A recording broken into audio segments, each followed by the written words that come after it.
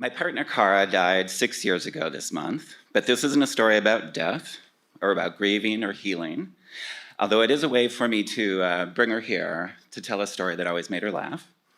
Cara and I were very different people. That she transitioned and that I'm gay is not the difference that made us different.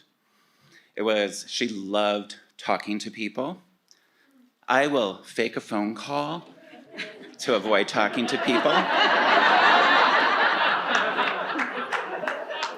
She was a night owl, I was a morning person. She would go with the flow.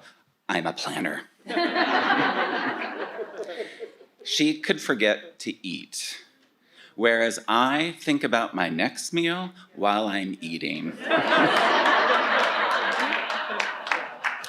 But we traveled well together. Our trip to New Orleans was like most of them.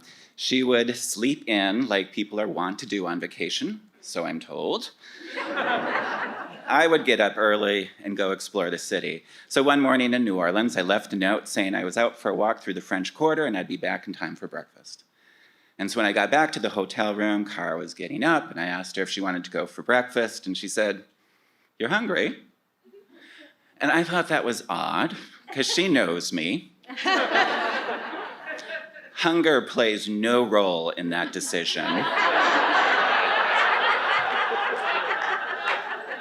So I dismissed it as sleepiness and asked again when she'd like to go for breakfast, and she said, "Really, you're hungry?" I said, "Yes," almost stomping my foot. "Really, you're hungry?" And this time, her glance traced the length of my sleeve. And that is because the sleeve of my black jacket was covered in powdered sugar.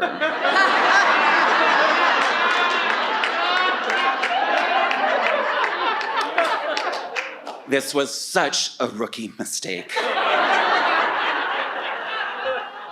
The powdered sugar was from the beignets I'd eaten at Cafe du Monde. Before my first trip to New Orleans, I had never heard of beignets before, even though now you can find them even here. But beignets are heaven-sent fried pillows of dough covered in powdered sugar. And Cafe du Monde is a tourist spot that everyone visits their first time in New Orleans. I was no exception. But most tourists, when they leave, are just covered in powdered sugar. But not me. This was not my first trip. This was not my first beignet. I had some basic rules that I would always follow. First, it's the table. The patio's open, so you want to be aware of wind and fans. You don't want the powdered sugar blowing onto you. Next, when the beignets arrive, they'll be covered in a mountain of powdered sugar, so you're going to have to excavate. I suggest using just thumb and forefinger to limit how much touches the beignets. Tipped into the side, tap, tap, tap. There'll still be plenty of powdered sugar on the beignet. Next, you lean over the table. Do not bring the beignet to you. A bump, a jostle, powdered sugar everywhere, so you lean over.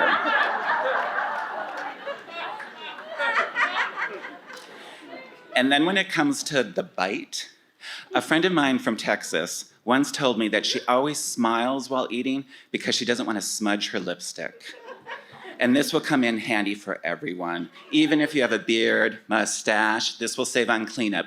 Bite like you want to save your lipstick.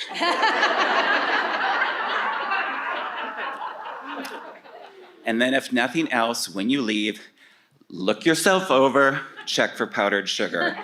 Well, that morning, I followed none of my rules. I was sitting next to a fan. I was in a hurry because I was running late on my walk. So I had to eat the beignets fast. I never looked at myself again. So when I got back to the hotel room, and with that final glance, looking up my sleeve, she then said, "Well, you'll probably want something savory now. So let's go get you that second breakfast." And that's all to say, sometimes to be loved is to be understood.